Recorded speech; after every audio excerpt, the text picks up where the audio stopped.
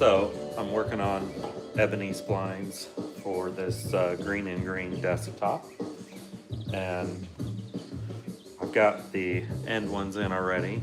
Here, let's lower this down, and you can see here's the longer one that goes in the middle, and then the smaller ones that go on the end. But I'm doing the ones that go on the breadboard ends right now, and see if I can get this out. It's just, a piece like this, but I just traced about a 16th, whatever that is. It's a 16th or maybe 3/32 away from the edge, because they're supposed to stick out a little bit, and so that it like gives me a line that I will cut.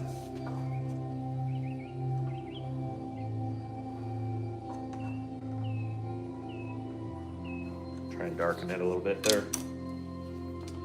And then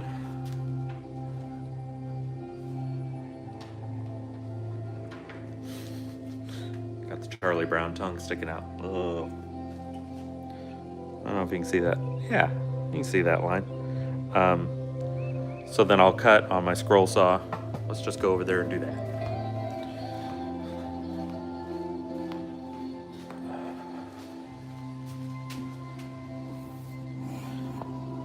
Oh, and the other day, before I start doing that, I'll tell you about this.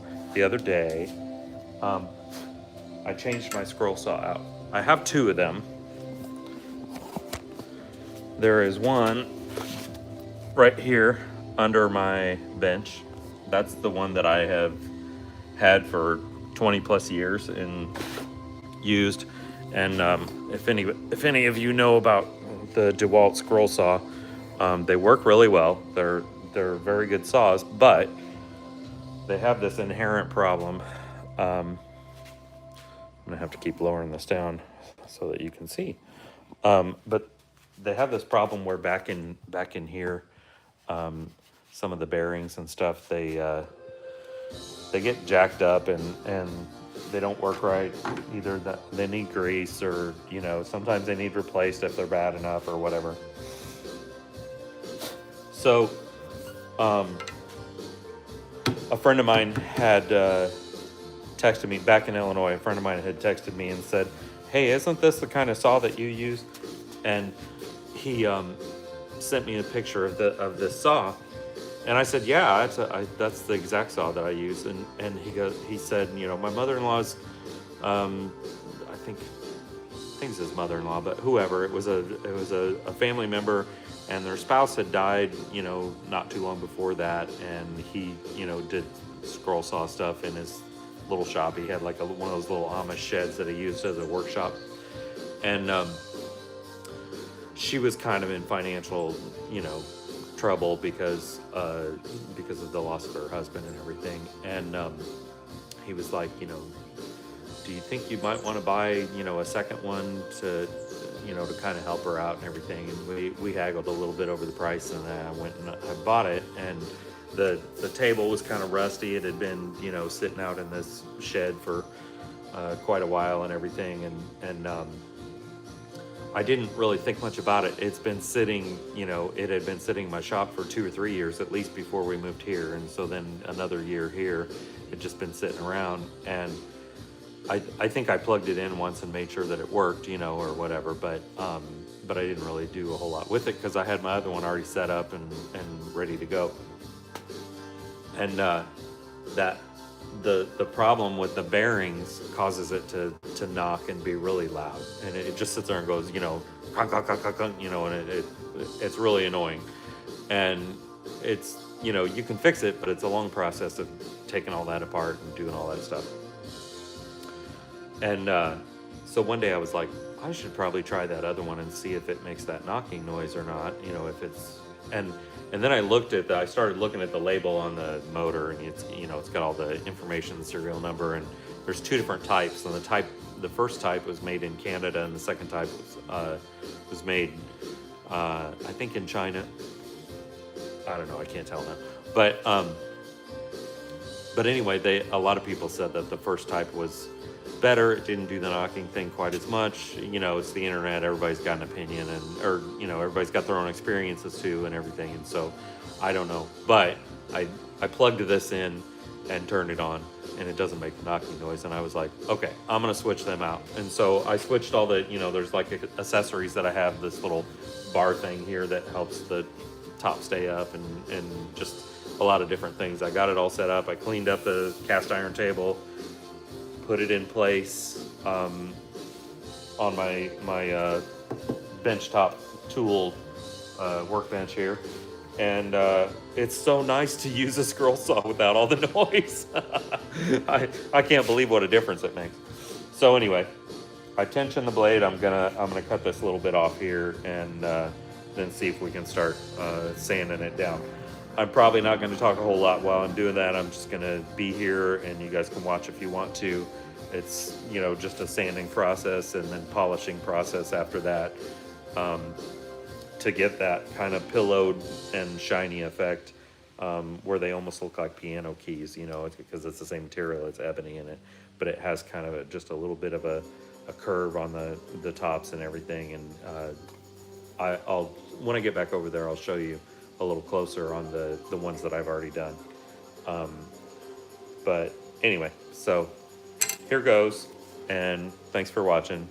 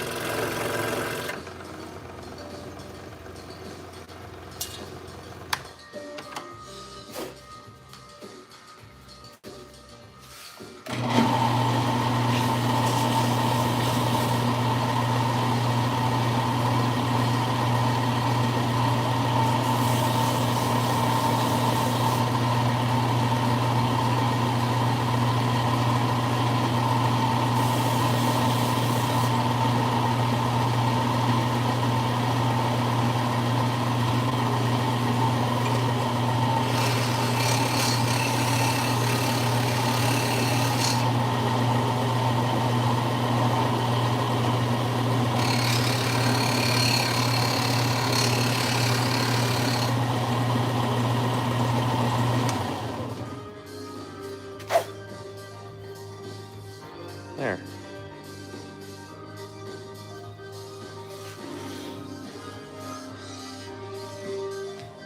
Also, I haven't done this very much.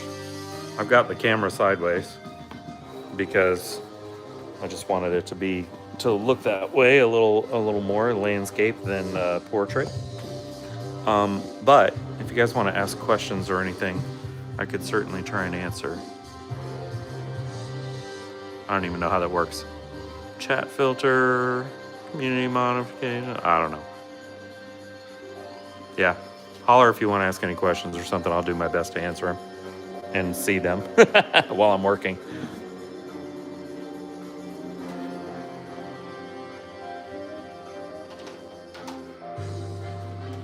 So that's how it looks rough. Let's get a close up on that. That's the general idea. And then, so you can see, these have that pillowed kind of effect. It's just it's soft. The edges are just very slightly kind of rounded over, and it's polished really high. You know, ebony polishes to a really high sheen and everything. So yeah. Now, get this back out of there.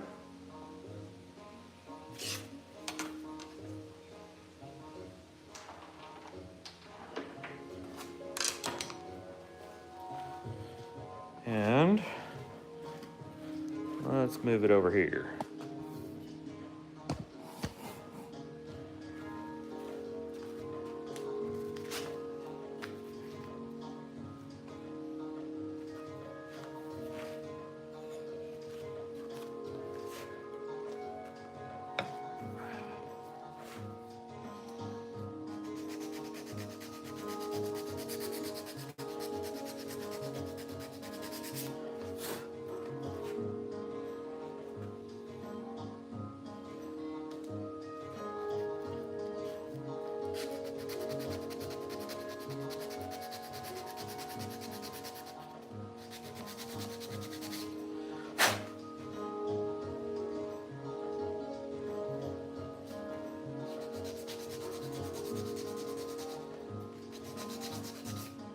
I guess I can talk a little bit about what I'm doing here. First, I need to get rid of that bump.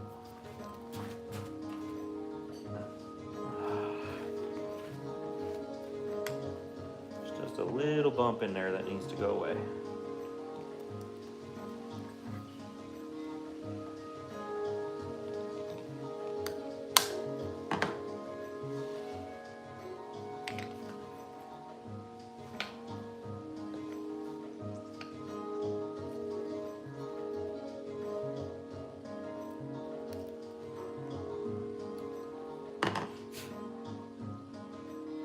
Better.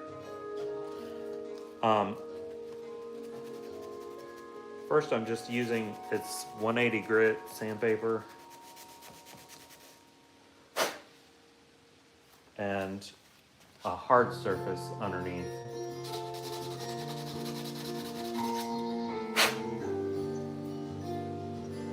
To try and establish a flat surface to start out with. And then the pillowing comes into play once I start using a softer surface.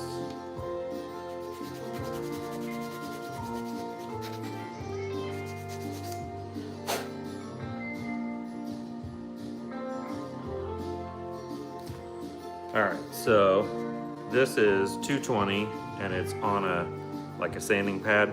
It's supposed to go, get some of that off of there. It's supposed to go on my sander. But for whatever reason, the Velcro hook and loop stuff, it just doesn't stick very well. And as soon as you turn it on, it wants to go flying off. I think it'll work fine if you were like, you know, if you were pushing down on it. I think I'm gonna try it, but I was trying to just hold the sander upside down so that I could, you know, like hold this on it while it was moving. And this, the hook and loop just wasn't holding onto it at all. It would fly right off. So it's kind of stupid, but I really don't want to take a whole lot off at a time anyway. And this is better for my purposes here.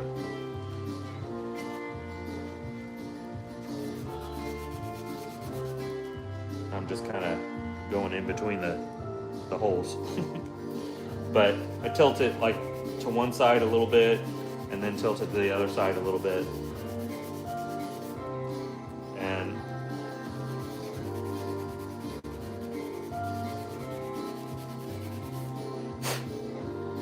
then I always try to, like when I'm working on something like this, I was trying to catch the reflection, get the light on it so I can see, you know, if there's any spots that I haven't done yet, or if there's still big scratches in it or something.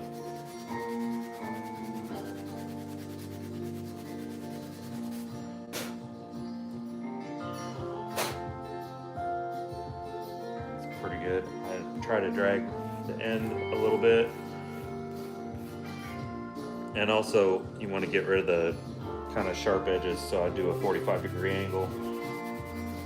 Just a little bit to get rid of that, because it is going to be sticking out. So you don't want it to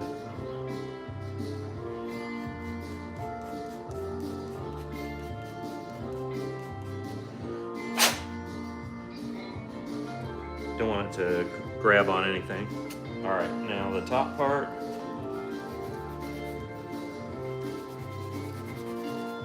Here, how about I move this? Is that gonna work? No, it's not gonna work. It would only work if I could do this. I need a holder that works that way, but maybe I can get a little closer here. Sorry for all the movement there.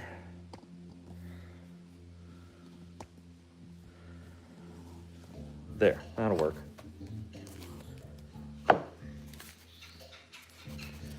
So I'm just kind of doing this and rolling it back and forth a little bit.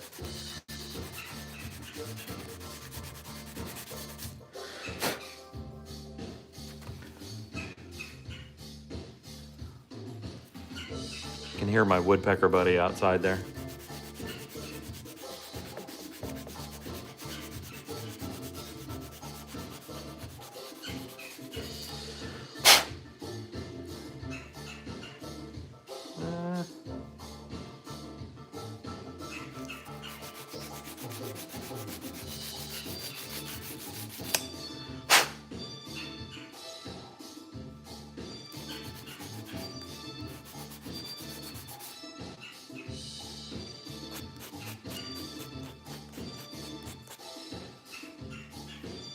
Okay, that's not too bad.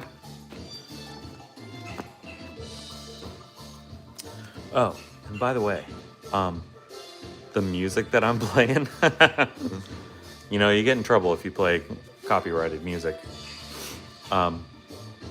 So I went to the audio library that YouTube provides and went to all the ones that I had marked, like, oh, I like this one, I like this one. Several of them I've used in videos before and stuff.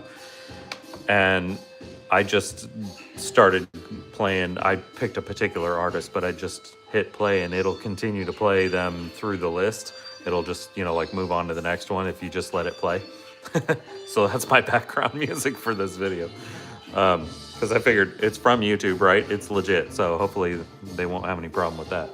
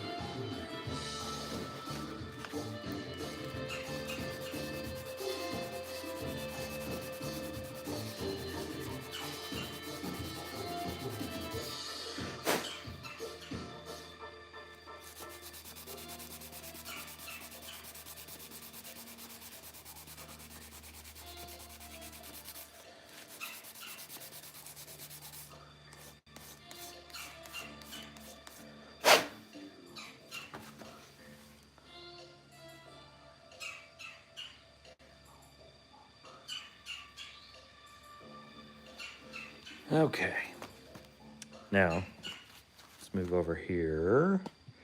This is 600 grit. That last one was 320. 320. I'm pretty sure it's 320. Oh yeah, you'll recognize this one if you've been watching my channel for very long. I used to use this song almost exclusively. And then I kind of got tired of it. I figured you guys probably were too, so.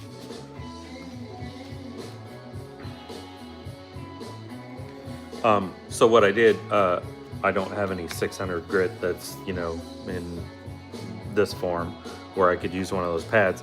So I'm just using, you know, the drawer liner stuff that I use this as a router pad and, you know, different things like that. Sometimes a sanding pad. and it just, you know, kind of creates a no slip surface. But it also acts as a cushion because you kind of want a cushion. You don't want a hard surface for these because you're looking for that curved, soft, you know, thing. Normally you wouldn't want that for most things. You want, you know, nice flat surface underneath your sandpaper so that you get a flat, you know, a flat surface. But but with this, you want it. You know, it's supposed to be that pillowed effect.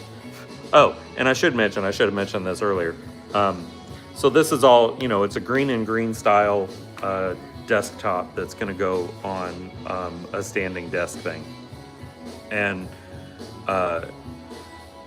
green and green is like, I just think it's beautiful. It's my favorite design style from arts and crafts, you know, that kind of era. And Daryl Peart, I'm assuming that I'm saying his last name right because my favorite drummer is Neil Peart and spelled the same way. So hopefully I'm saying it right. But it's either Daryl Peart or Daryl Peart, one of the two. And he is kind of a master at making green and green stuff. And also has a YouTube channel, and he did several different kind of random videos. He did a few series about making the, you know, the different types of furniture, and also especially the ebony plugs, because it's a kind of a staple of green and green stuff. And so he's the expert, not me. It's not the first time I've done it, but it's the first time I've done it on a full-size piece of furniture. I made a little box that was green and green style. And so the plugs were tiny. I mean, they were like, you know, 1/8 or 3/16 of an inch or something. They were very small, and it was a little more forgiving because it didn't require the, you know, the technique. They weren't as big, so you can't see the flaws in them. But anyway, so all of these things that I'm doing here are kind of based on his instruction. I'm not following his instruction exactly, so I'm sure he's not going to watch this, but sorry, Daryl. But I just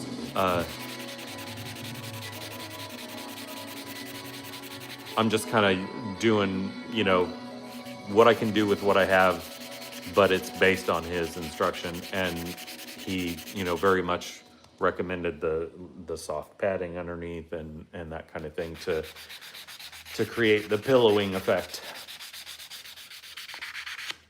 I'm having a hard time getting rid of the kind of rough spot in the middle. It's not terrible, but it's not great either. Need to stay on the flat surface here for a second and really try and get that polished.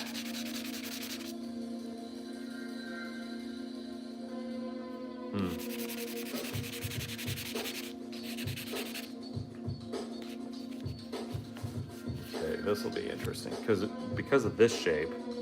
I can see that there. Because of that shape, I have to get up in here in that little area, and so I'm kind of doing this and pressing it down.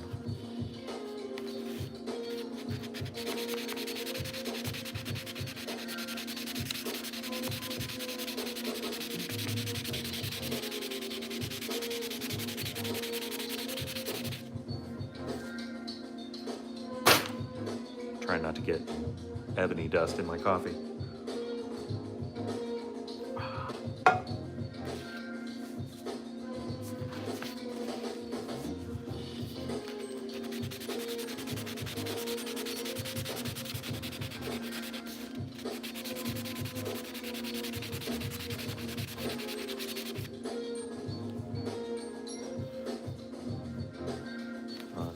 Thanks to those of you that are here watching, because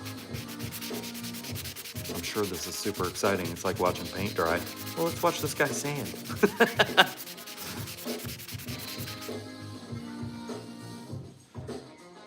But I'm kind of learning this as I'm doing it myself. So, and these two that I'm working on right now are on the back side.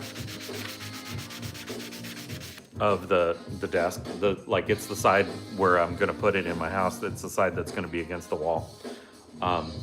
You know, maybe someday they'll be out in the open where they can be seen more, and my mistakes will be revealed. But I figured I would do these, you know, first that are against the wall and work out my issues on them, and then the ones that'll be on the front, they'll be able to be seen. You know, hopefully I'll have my technique down by then, is what I'm saying, I guess. Not bad. I just got a little spot left there that needs to get worked out. It's getting smaller. Ebony's hard, man. And somebody is putting... Oh, okay. Andrew... Hold on. I'm reading this sideways. Let me see what it says. Andrew Austin says, hello, what are you doing? Okay, Andrew. I am making ebony splines for a green and green style desktop. If you haven't seen green and green before, look it up. It's seriously cool design style, much like Frank Lloyd Wright and Gustav Stickley and a few others. Green and Green are guys from the early 1900s that there was like this trend of woodworkers that would, and architects really. I mean, they weren't just woodworkers, they were architects. And they would go over to Japan or Asia, somewhere, some Asian country or another, and they would do like kind of internships or whatever. They would study their architecture and then bring it back here and do their own version of it. And that's where all of the arts and crafts and mission style stuff came from. Hold on, I gotta get up. My knees are old.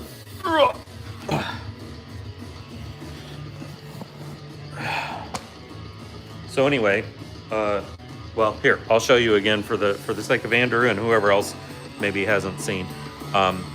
This is the end of the desktop that I'm doing. These ebony plugs are very, it's like a staple of green and green style. They stick out and it's real ebony. And they're intended to look like they are, you know, covering some sort of joinery or something like that. They were never actually covering any joinery. They're decorative. My music might be a little loud, so I'm going to turn it down just a tiny bit.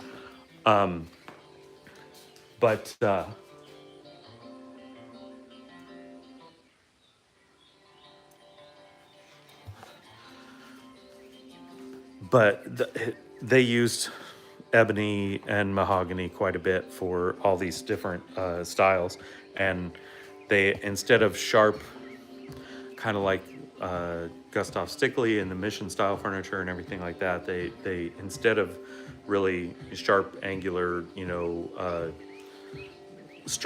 perfectly straight lines and all that kind of stuff, they did some more, not really curves, but they called some of the designs cloud lifts and things like that, where they integrated a little more kind of curves and different things like that. And these splines and plugs are, instead of being like a, you know, sharp pyramid shape or something like that, it has what's called a pillowed effect, where it's just kind of sanded over.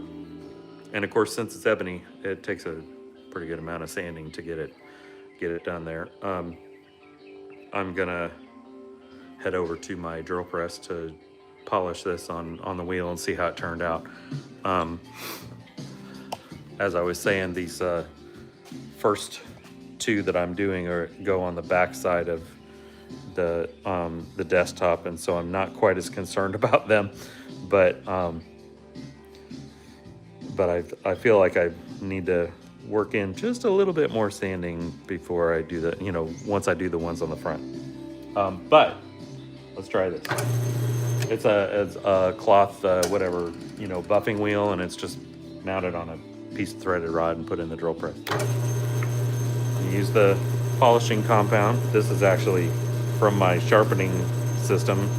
That's like the last thing that you do before you, because I didn't have any polishing compound, but it's been working pretty well. Just rub a little bit of it on there. And then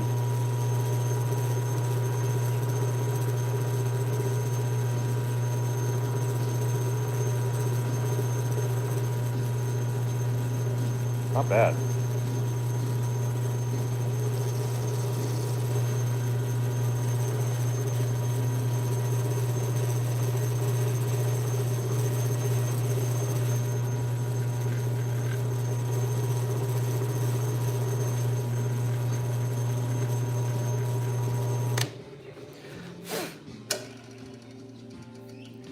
Yeah, that's pretty good. I don't know if you can see the kind of shine on it. Oh yeah, you can see it. It put a good shine on it. I'm still missing, like you can see right in the middle there, I'm not getting it sanded as much in that middle part. It's the same on here, where like the edges around look nice and shiny, but the parts in the middle I'm not getting those sanded as much as I should. So I'm gonna work on that for the ones that go on the front. But anyway, so let's see how this looks when it's in place.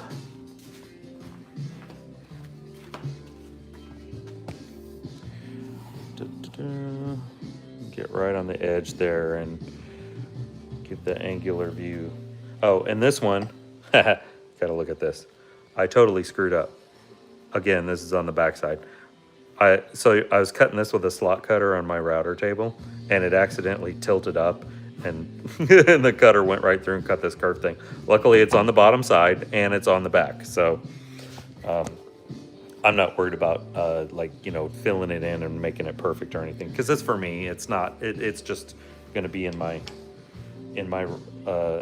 bedroom with up against the wall in it, and it's not going to show. Obviously, if I was making this for a client or something, then that would be very different. I would make it perfect and do it right. But this is about me learning how to do this process and everything, and then if I want to do green and green furniture for somebody else, I will have pretty good ability to do it. I'm gonna get a rag real quick. I'll be right back. Oh wait, this will work. Just want to wipe this. Rub the excess green stuff off from that polishing compound. That's the other thing. Polishing compound, I think if it was, the white stuff or whatever that they use, that they normally use for that kind of thing, it probably would be better. Because this is green colored, and on this ebony it shows up a little bit. But not too bad for first attempt. Sorry, there we go. See, so the idea is that it matches that breadboard edge, because the breadboard edge is supposed to stick out, and it'll only be glued here. This part won't have glue, and that'll allow it to move when this expands and contracts. It'll allow that to move in the end there. So anyway, I need my coffee.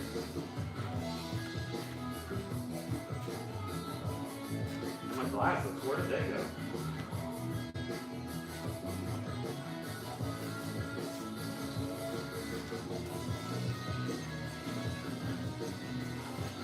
There we go. I found them.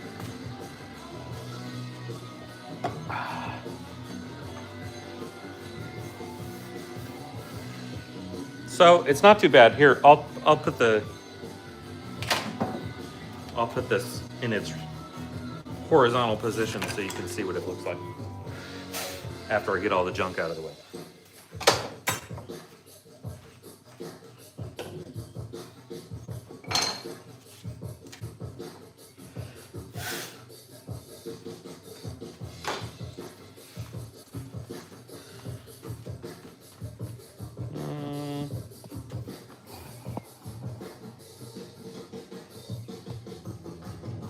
There we go.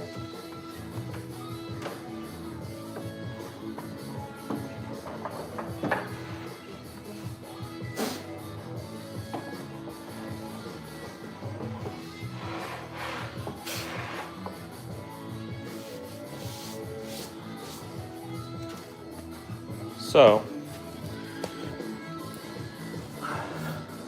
here is the edge.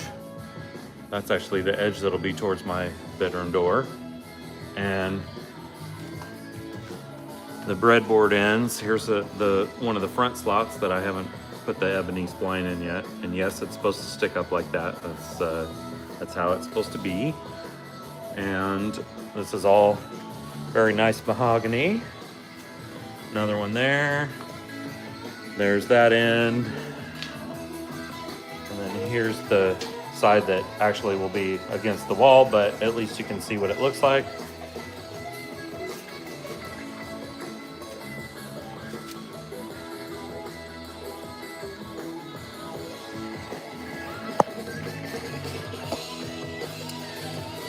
So, hope you guys liked that. I just honestly, it was on a whim that I decided to do a live kind of thing, and I don't know how many of you are actually watching, but yeah, it was kind of fun. Oh, my daughter said something. Hey Dad, you're sideways. Oh, that figures. The whole time I've been sideways. That's probably why dude was saying, what are you doing? Well, that's all right. Next time I'll know better and I'll do it upright. So there you go. I really thought you could do it this way, but oh well, whatever. What does this do? Let's see what that button does. Oh, nope, that just turns it around the other way. Okay.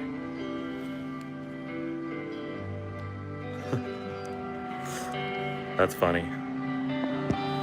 Old man technology battle. That's better. She said that's better. Okay. Well, sorry I was sideways the whole time. I'll do a real quick once over here so you can see it upright. But yeah, there's. I guess you guys were probably seeing it horizontal anyway when it was vertical.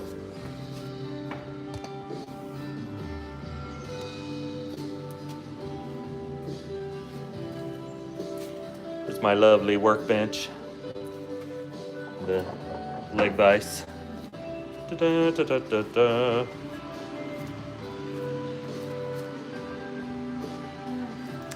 All right, I'm gonna get off here and get back to work, but hope you guys have a good day. I will see you later.